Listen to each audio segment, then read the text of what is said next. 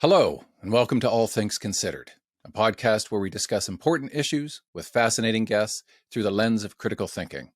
I'm your host, Christopher DiCarlo. Today's guest, Emeritus Professor of Philosophy, Jan Narveson. Jan is a world-renowned ethics professor who has spoken at great length over the years about libertarian principles. This involves the idea that freedom and liberty are key values within any given society, and they're preserved primarily through contracts or agreements. In our dialogue, we discuss some key ideas regarding democracy and what it means for democratic principles to come into actual being. And let's face it, this particular time in history, we really need to have this discussion.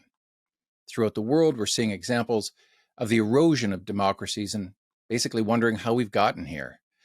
Professor Narveson provides some interesting thoughts on where we're at and where we might be heading in the not-too-distant future. And a full disclosure here, folks.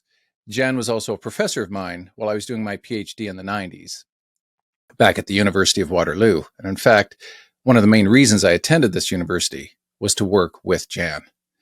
So, without further ado, let's consider the ideas, values, and thinks of Emeritus Professor, colleague, and friend, Jan Narveson.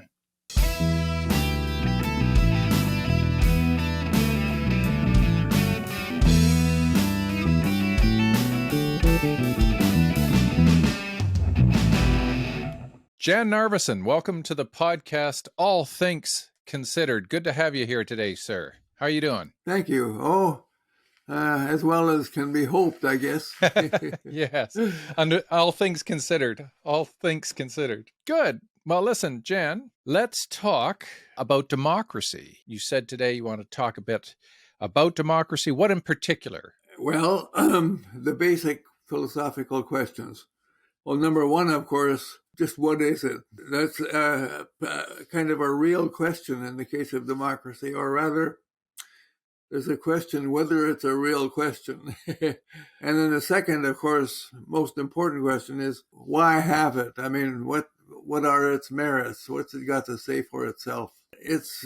I think the world is currently interested in this sort of issue because there are a lot of democratic countries, but some of them are backsliding, including possibly the United States, according to various people. Hopefully that won't happen. But there's China and there's Russia, especially.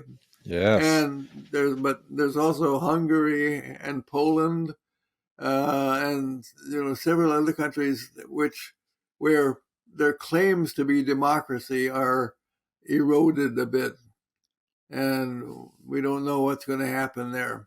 Now, I think going through this philosophical exercise may help, and that's where I come in, as it were. And what are your current thoughts? What is the current state of democracy in the world? How do you see it evolving? What's going to happen? As to what's going to happen, one just doesn't know. The question is, in a sense, why? Now, I have a sort of answer to that, which I'll supply at the end of the talk. All right. But we probably should start at the beginning. How far back do you want to go? Well, I want to ask what is democracy? Okay. And there's a real reason for asking this, because democracy has received a lot of treatment from various quarters. When Stalin claimed that the Soviet Union was a democracy, we go, heh, heh, heh. And the question is, was there anything to be said for that? And I think there was very little, but not quite absolutely nothing. And in fact, there's a major divide between, I might put it this way, its original form, as described by Plato and Aristotle, for example, both of whom were against it. And so were the founders of the American Republic. All those guys were anti-democrats. What they were setting up, they thought, was not a democracy, but a republic. And I think perhaps we get a sense of the difference when we give a sort of philosophical answer to the question, what is it?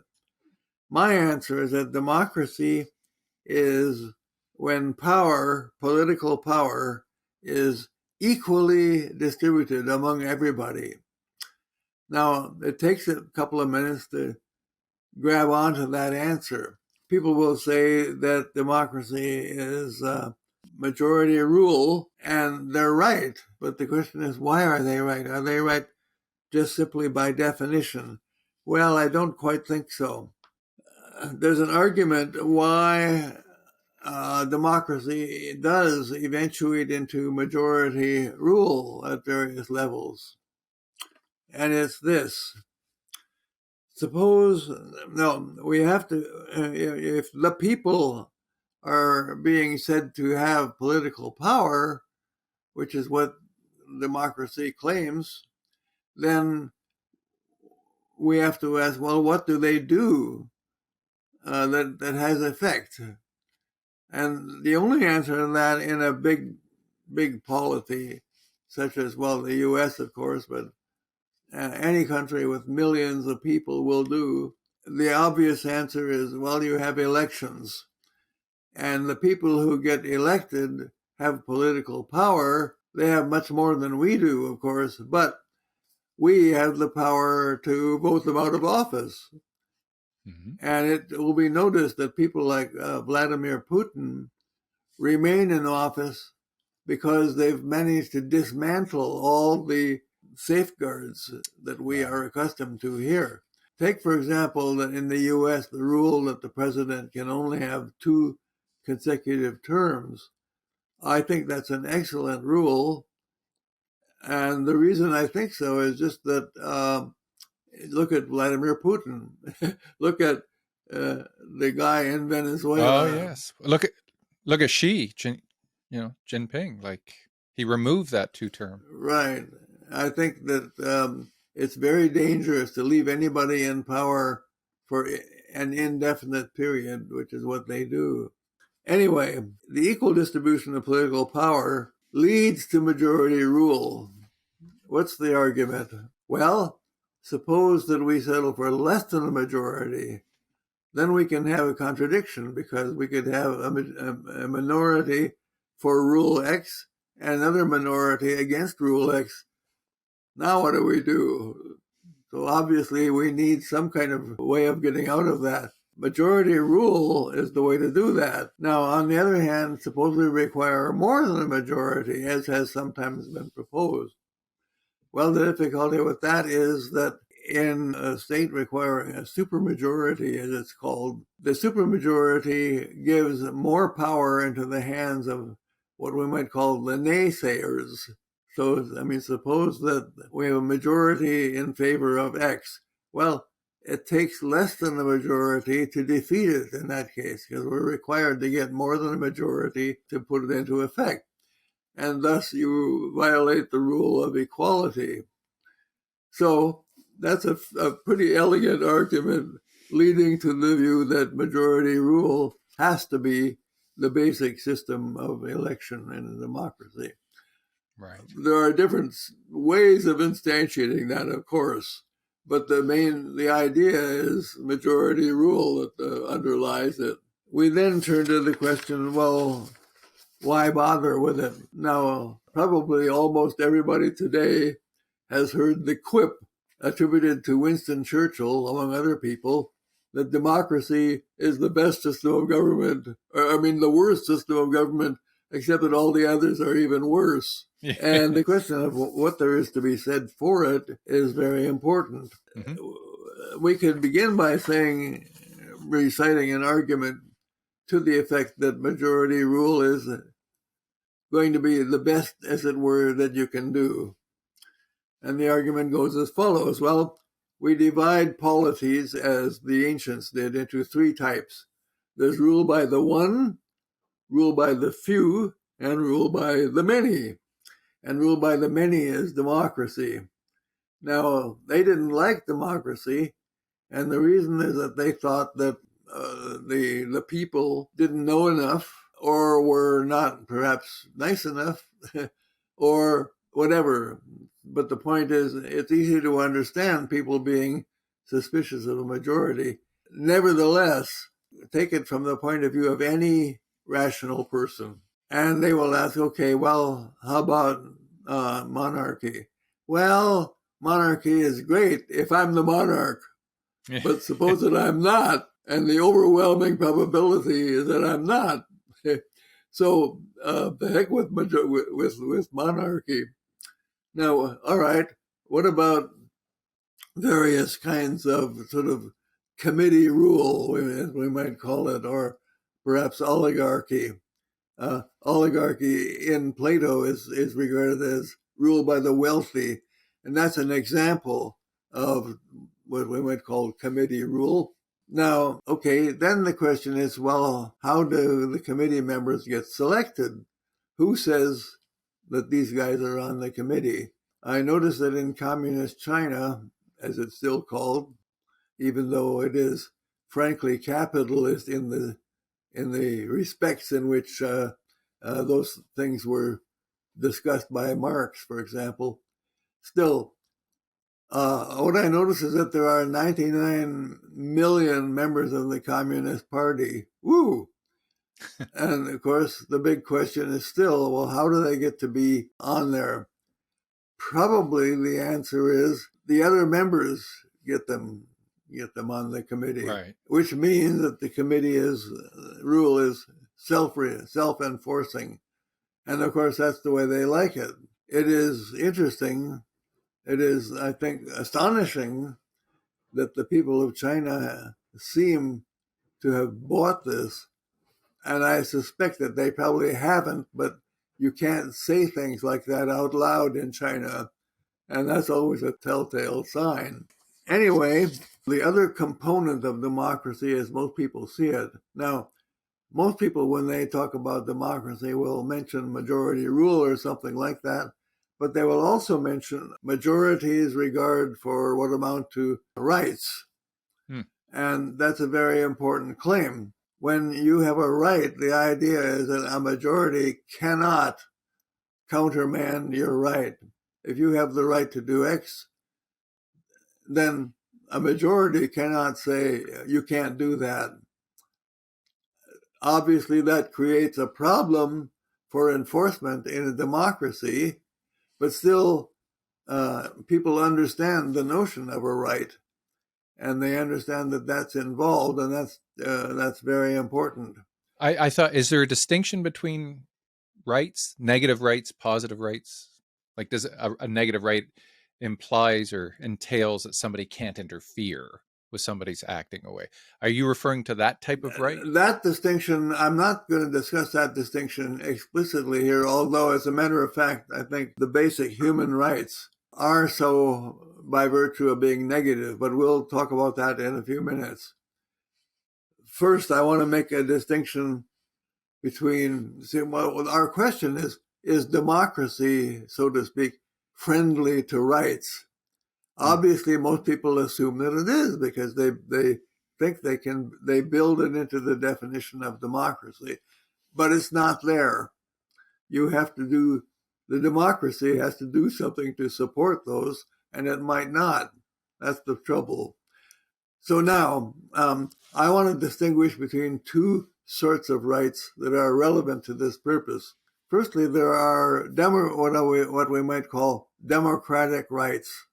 Very important. Now, democratic rights are the right to the various things that are essential to the ongoing maintenance of democracy.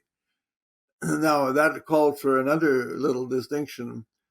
We might talk about democracy at a moment or at an instant, and then democracy over a longer term. Now, about democracy at a moment, if you have if you have nothing else to limit the action of the majority, and they can vote on absolutely anything, and the word will be law, well then they could obviously vote to disestablish democracy. There are a lot of ways of doing that.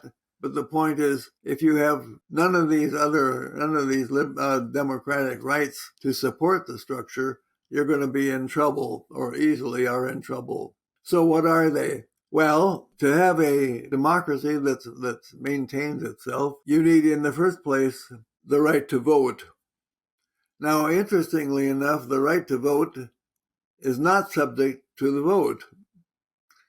That is to say, if 51% of the people vote to deprive Smith of his vote, that'll be invalid. I mean, everybody will realize that you can't do that. What that realization requires and amounts to is a very interesting question. The right to vote is clearly a basic one, but you have to vote for somebody, and the question is who? Well, here again, everybody has to have the right to run for office. Now, that's a strong statement, and of course, in our large-scale democracies, even Canada, after all, with its 40 million people, well, that's quite a few. And there aren't all that many offices available. And a lot of people will think, well, there's no point in my even trying to run for office because I just won't be popular enough. Well, whatever might be the case with that, you still have the right to do it if you want to. You can try. You have the right to try. And as it were, nobody can stop you. That's a very important right. Now then, we also need elections that occur fairly often. Now, how long is long enough? Well, in most countries, it runs to maybe 4 or 5 years for what you might call the lower house, the one that really does the business. Now, you can run for that kind of office anytime, and you won't be elected. You won't even be able to run, not on one of the major parties anyway. But of course, you can run as an independent, and anybody can do that. It probably won't work, but he has the right to try. Again, what's really important is that the people who run for office cannot be the people whom the previous or the present government says will run for office. Right? Now, I mean, if you have a government in office right now and it passes a law that nobody can run for office except people that we approve of, well, democracy is beginning to go down the drain there. I mean, even if you have everybody voting, if they can't vote for the people they want, then what the heck good is it, right? So we need that. Now, we also need, I think, freedom of what I will call political speech. Now, that's an important distinction there between political speech and everything else. Political speech has to be guaranteed as a right in order to enable this right to run for office and the right to vote to mean what they're supposed to mean, to have the kind of effect that they really are supposed to have. So that's our next provision, that there be freedom of at least political speech. And of course, in addition, clearly the opposition is not allowed to machine gun your candidate or something like that. Of course, that's a right that everybody has anyway, which we'll talk about in a moment. But my point is, in the case of people running for office and so on, they have to be protected by the other kind of rights. So let's turn to those. I call those human rights, just because the idea is that every human, by virtue of being human, is to have these rights. Now, consider a sort of list of human rights, and this is partial. Freedom of movement, that's specific in the appendix to the Canadian Constitution. And of course, it's very important. I mean, nobody should be able to say, you cannot go to Alberta or you cannot visit Kazakhstan. Well, maybe the Kazakhstanese won't let you in, but Canada should be letting you out if you want to go. Freedom of lifestyle, well, that's extremely important. Of course, the current popular candidates are sexual, so there's homosexuals and there's trans and various, I don't even know all the categories anymore, but it is a function of the liberal constitution, as we might call it, that those people will be allowed to live that way if that's the way they want to live. And then there's freedom of religion, which is historically, easily, I think, the most important of these kinds of rights. Religion has probably caused more wars than anything else down through history. And there's a reason for that. The thing about religion is that it's basically unprovable. Of course, you get people claiming that it is provable, and it's a somewhat important function of we philosophers to explain why this just isn't so. I myself was once such a person. There was some local student organization hired this guy to come up and give a talk at which he claimed that, I forget, it was, he made a reference to some kind of theorem in physics as showing that you can prove the existence of God. Okay. And I went, oh dear. I think that most of the audience listening to this will understand that you don't expect to be able to prove to somebody with a different religion that yours is the right one. I think that's fairly clear. Now, given that that's so, if you are insistent that the other guy is in the wrong, what are your options? The answer is fight. And it's not a good option. To begin with, it's not a good option because it isn't going to work in the sense that you're not going to convert the other person. You're just going to kill him, or he'll kill you, or something like that. But at the end of the day, the question will still be wide open. So religion is, it's a surefire starter of wars, unless we all agree, wait a minute, we're not going to do this. That's, for example, what happened in 1648. It was agreed among the nations that they would not go to war over religion anymore. That was out. And what do you know? It has pretty well worked. Hooray. There have been other things. For example, people have gone to war in order to take possession of the other people's stuff. And of course, of his land, as in the case of Putin right now. I think the case of the Ukrainian war is a wonderful example. It's horrible, but it's wonderful as an example. Putin, pretty obviously, I think to everybody, has absolutely no acceptable reason for starting this war. Notice that even if his specified reason was applicable, I mean, even if the Ukrainians are really Russian, that still doesn't give you the right to kill them, which is what he's doing.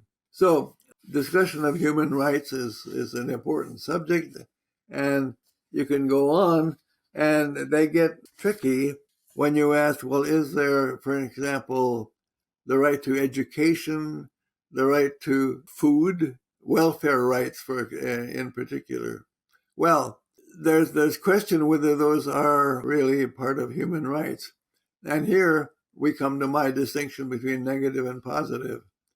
A negative right is a right that other people not prevent you from doing something. It's a right that requires everybody to refrain from certain activities. So it entails non-interference. Right. So if I have a negative right to drink this water, my neighbor can't come in and knock it out of my hand, right? Right. He has a duty not to interfere with my doing this. Okay, good. And of course, but by the way, there have been several cities that have tried to outlaw, I think it's Coca-Cola in large quantities or something like that. Now, that's an interesting question, but please note that the distinction of negative and positive is especially important in the case of welfare rights. Somebody attacks me and throws me in a ditch, like the story in the New Testament. Some people come along with their noses in the air and say, well, this man is a whatever, and they keep right on going. And then there's the good guy who goes in the ditch and takes care of the man and nurses him back to health. A positive right is a right that people do something for you, not just a right that they not do things to you. So a duty of assistance then. Right. And Yeah. now, obviously an extremely important question is, are there basic welfare rights? Okay. In the halls of philosophy, a good many people think that there are, but I think there's a big problem of their reason for saying this. Obviously, welfare rights would be kind of a nice thing to have, although a right that other people undertake my education, well, what if they teach the wrong things? Whereas a negative right to education says you can learn whatever you want, and people can't stop you.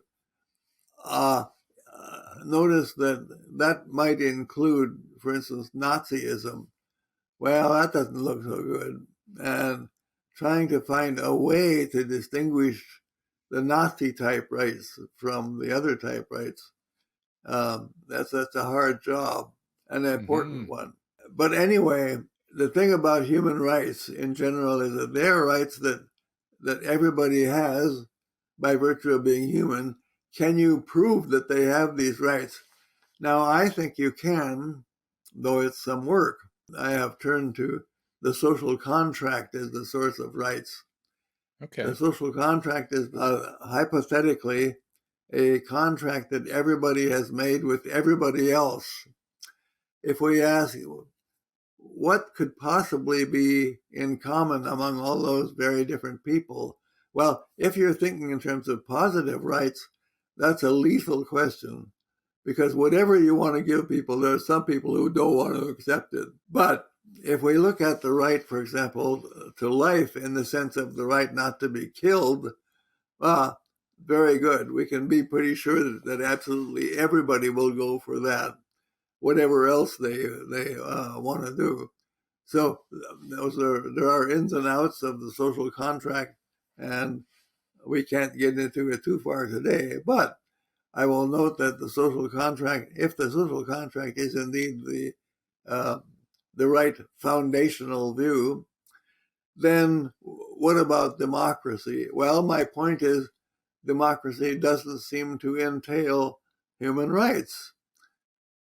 You can imagine a democracy, for example, voting that people of a certain religion should get kicked out or maybe killed. It happens, as a matter of fact. It does, yeah. It does.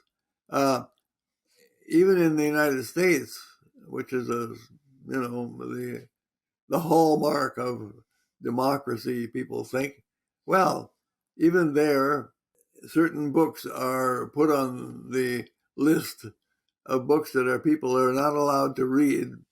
Right. It happens frequently.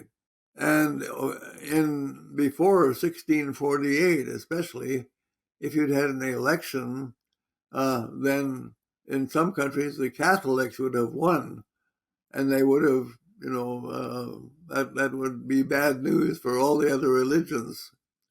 In other countries, Lutherans would have won, and so on. And as we know, that's likely to lead, and in fact, it did lead to warfare for the reasons we've given us. So the point is, that's compatible with democracy. A majority could vote in favor of persecuting people because of their religion or their race or any sorts of things like that. And we want to say, well, they're wrong to do so. And I think that's correct. I think we have a very good argument that they are wrong. And so how do we safeguard against that? Well, that's certainly a very, very good question.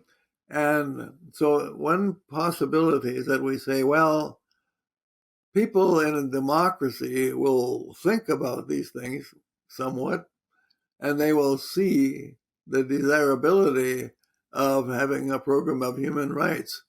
A human rights guaranteed strongly by their constitution, so that you can't have, a local election which overturns it. Now, if we that program of rights, especially the negative ones, Mm-hmm. is called liberalism. That's what used to be political liberalism in the old days. Right. And well, it still is with variations. For example, John Rawls' book, Political Liberalism, I think that's the title. So if we ask, what has democracy got to do with this? I think the answer is basically nothing. But in a democracy, people will have the power to do things about various things, and violations of human rights will soon clearly become one of those things. Mm-hmm. So what we can do is hope that as a nation goes on and experiences these things, more and more people will see to it that human rights are fundamental, and indeed more fundamental than democracy.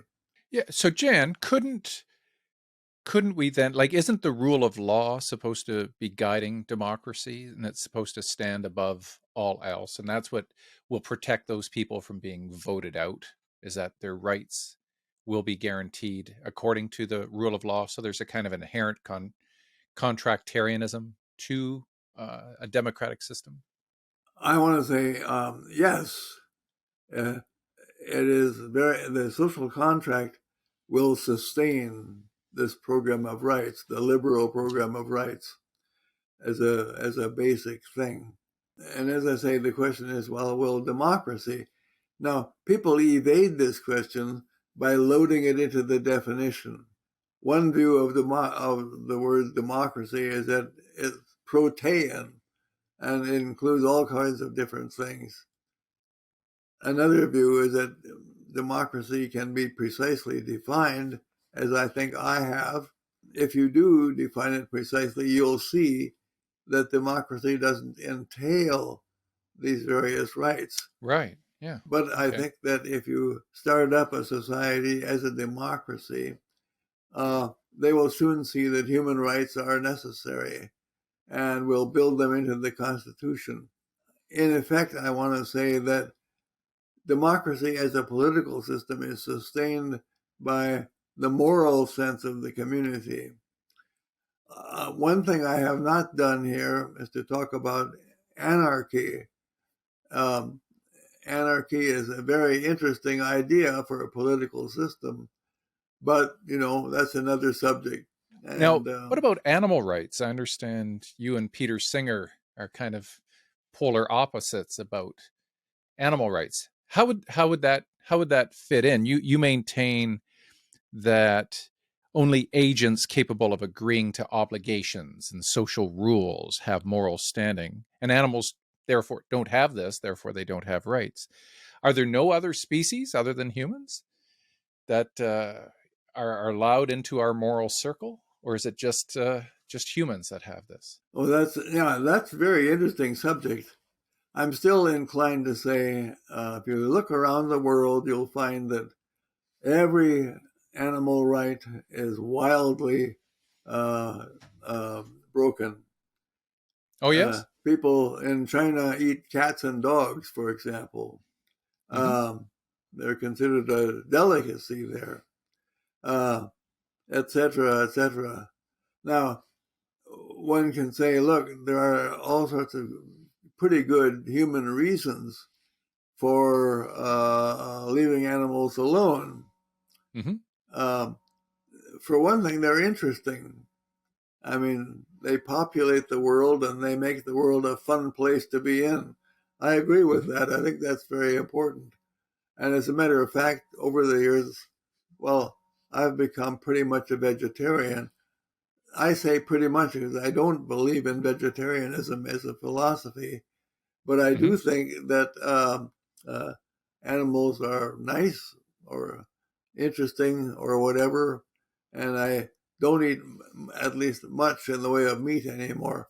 Although my family eats no meat at all. Right. So then, whereas Singer maintains that uh, we need to enlarge our moral circles to include more and more animals, you don't maintain that. And is it because you cannot enter into some type of contract with animals? Well, is that the fundamental reason? That's right. I think Hmm. Hobbes is right in the sense that if we have no morals, what'll happen is that life will be awful. And the relation between us and any animal you can think of is determined by this, because animals have no scruples about eating human beings, at least the ones that do that. I don't think there's a reason for distributing rights in such a way that we have to respect those things. If the animals could talk, if they could share our language, Mm-hmm. then we might get somewhere, and we might admit animals to the moral kingdom, so to speak. But my own view is that as far as rights are concerned, those are strictly interhuman things. As to humans and animals, that goes beyond rights, which doesn't mean that there isn't anything to be said for them. I think there is, but not that. It's very difficult to claim, as Peter Singer does, and Tom Reagan before him. It's very difficult to maintain that animals are fundamentally just like humans. Well, they're not in this one very important respect. Right.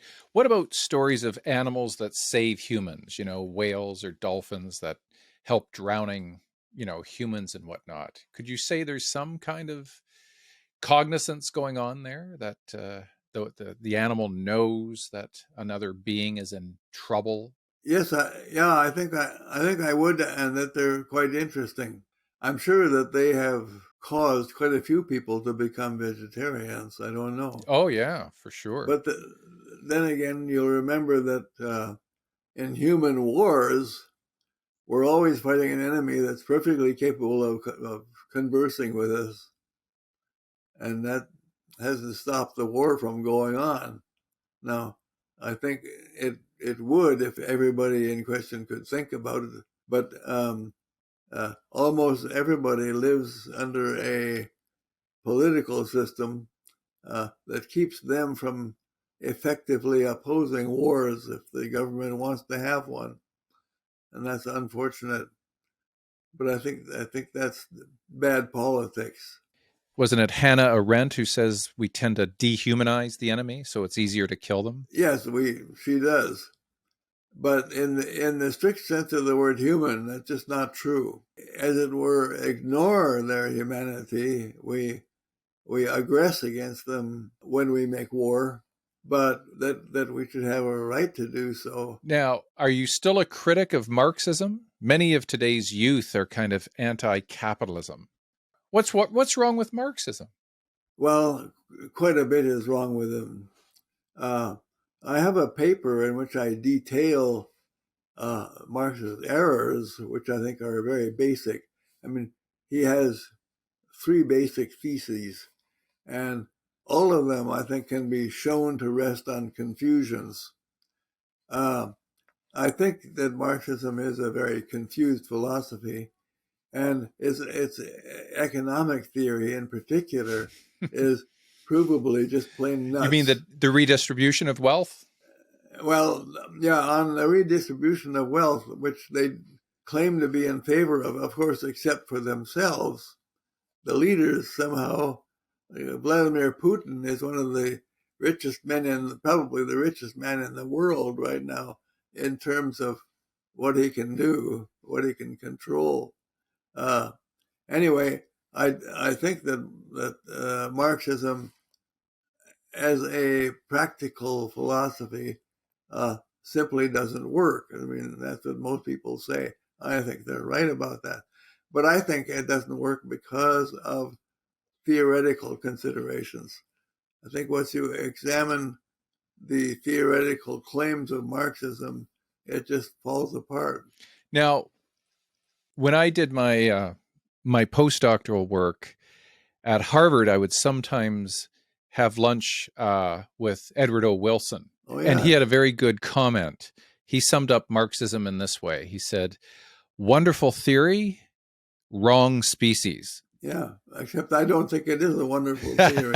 I think the theory, I think the theory is a mess, frankly. Yeah. Do you think socialism, Marxism, that type of political philosophy works better in, say, the insect world with ants and bees rather than with humans? Yes, of course, you can't really talk about the political system of ants, but people have tracked these behavioral tendencies on the Mm-hmm. part of ants, but there's no communication. So asking them to explain why they do these things is just not No, an option. no, it's 100% DNA. Now, let's switch gears for a second. On the topic of free speech, what are your thoughts about? Are you familiar with today's woke movement or the so called cancel culture? Are you familiar with this? I'm inclined to think that those particular things are hogwash, in brief. There's just nothing to be said Right. for them. But I also think that freedom of speech, the thing about speech is it's interhuman. Being interhuman, it means that there are effects on both parties to be taken into consideration. Can we hurt somebody by our speech? I'm inclined to say, well, yes, we probably can, yeah. And that we have some reason to allow people to sue other people for what they've said. Now, I'm also inclined to think that what they've said has to be, in some way or other, provably a lie. If we're telling the truth about other people, we get into a different ball game. But again, of course, they might have secrets which they're entitled to have, and those might not involve any lies at all. So it's a tricky subject. Free speech Yeah. is. Now, the University of Chicago was always a school known for championing free speech. Do you think it still maintains that reputation? Yes, it does. I haven't been there lately, but um, educators, well, around the world really have pointed to a letter that a dean at the University of Chicago wrote, in which he said, this university stands for free speech, and we will not stand for any interference Right. with it by people in the interest of one or another ideology. I took that to be a very Chicago-ish thing to say, Yeah. and right. Now, there's a philosopher out of Oxford, a guy named William McCaskill, and he says we have an obligation to future human beings. So what we're doing now, right, to the environment and other ways. Do you think that future human beings have rights? People that don't even exist yet. Can we say that those people have rights? No, I mean, when people say that, you just have to ask them what kind of rights a non-existent human being can have. And clearly that doesn't make any sense. I also want to say that, I mean, in the future, there are some actual people, but only because people now have done something, namely have a sex with the person whose offspring will, etc., etc. I mean, it's a long chain. Now, because that's true, we, I think, have freedom to decide how many children we're going to have, Right. if any. And of course, that's going to affect Mm-hmm. population in the future. But that's one of the very reasons why we can't make rules about them, other than that when they are born, when they do become people, then of course they will have the protections that every person should have. McCaskill himself donates 50% of his income to various causes that he finds to be worthy. He also maintains that the very wealthy should donate up to 99% of their income, and says that this is a moral obligation. He's, do you feel that there's a moral obligation for people with wealth to donate No, the majority of their because money? I mean, I'm assuming that these people have made their money in business. That is the free market operating. Now, if it isn't, that's another ball game.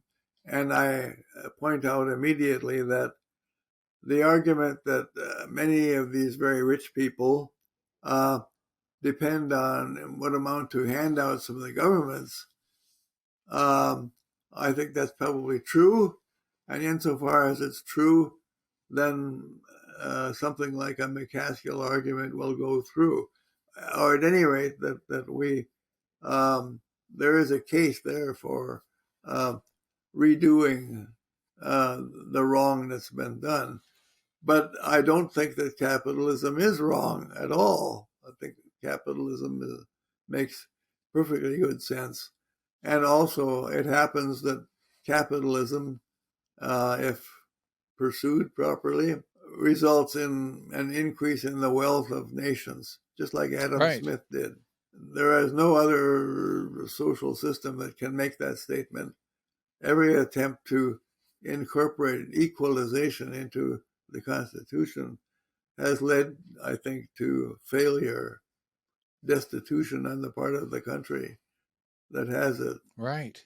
So circling back to democracy then, Jan, moving into the future, in order for democracies to work, who will be, as Lincoln and recently Steven Pinker said, who will be the better angels of our nature? Who will be the ones that will lead the democracy so that it is fair and that it is just and that it continues to work? How will we make those determinations? Well, I think the logic of the free market has a lot to do with it. Okay. These are free relations. These are free choices among a people in relation to each other. And if those are done well, if they do respect the implicit rules of the market, I think they'll both be better off. And we will all win. Capitalism is the win-win kind of economic system. Right. It works. Based on that, you were born in the United States. You've lived most of your life in Canada. What are your current thoughts now on our healthcare system? It's a very good question, because I think that the Canadian health system, even though it's rather inefficient at present, is a good idea.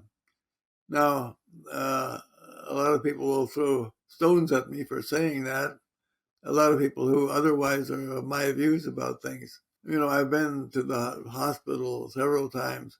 It's nice to walk out and not pay any bills. And over the years, of course, being a professor, my salary has been fairly high. And I have undoubtedly paid much more for my health care than I would have in a free market system. I'm not sure about that, but I suspect so. Anyway, yes, I think that healthcare is probably the best example of a positive rights enthusiast can produce. Very good. Now, you're an aficionado of classical music. You've hosted many concerts over the years. You have a chamber music society. Who's your favorite? Oh boy. Well, that's not an easy question to answer, because there are so many. There's so many pieces of music, individual pieces, that I would name as being, wonderful things. Okay. Okay, because I understand you have one of Ontario's largest record collections. Is that true? Yeah, yes, I'm sure I do. Yeah. Okay. Amongst your vast collection, which pieces stand out the most? Again, there are so many that stand out that if you put them all together and now ask which among those stands out, there's just no good answer to that. If we take, for example, Schubert's string quintet in C major, which is arguably his greatest work of music, and compare it with, well, Mozart wrote half a dozen string quintets, which are very fine. If the question is which is the best, not easy to say. Not Hmm. easy to say. Now you're clearly an audiophile. Um, did you ever learn an instrument, a musical instrument yourself? Yes, when I was in lower school before I went to the university, I played a horn called the baritone horn or euphonium. Oh, yes. I wasn't as good at it as I would have been if I had only practiced a lot more, but I didn't. And when I went to Chicago, I thought, well, I won't have time to pursue this, and I left the instrument at home. Right, And I'm afraid that was right. that. How old were you when you went to Chicago? 16. 16. Just a kid. Yeah. Well, Chicago had a system of early entry. I went there on something called the Ford Foundation pre-induction scholarship. Pre-induction meaning that before you got drafted, you would then have some higher education. That's fine. And as things turned out, I was always one jump ahead of the draft. I mean, when I went to Chicago, it's because I was a student. Right. And then when I went to graduate school, it was because I was a graduate student. Yeah. And then when they changed that, it was because I was married. Hmm. And then we had a child, and that was enough for it. And then after that, I was too old. You managed to stay out of Vietnam. Well, That's right. Yeah. well, listen, Jan, I want to thank you very much. I don't know if there's much more you want to say, um, but I appreciate you taking the time to speak with me today. Um, and I also think it's important that students acknowledge their professors, people that they've looked up to, and people that they've admired for the magnificent contributions they've given to humanities. Well, thank you, Chris. You've certainly done that. Yeah, it was an honor being your student, sir, and it's even more so hosting you on this show. And I'd like to take the time to thank you again. Well, thank you. I've enjoyed it. Just might add, there's much more to say about democracy, some of which I'm saying in a book that I am allegedly writing over the years. Oh, good. Whether it'll ever get finished before I kick off, I don't know. Well, we'll keep an eye out for that. We'll stay tuned, as they say. Well, take care, Jan. You too. Bye bye, everybody. All right. Bye bye.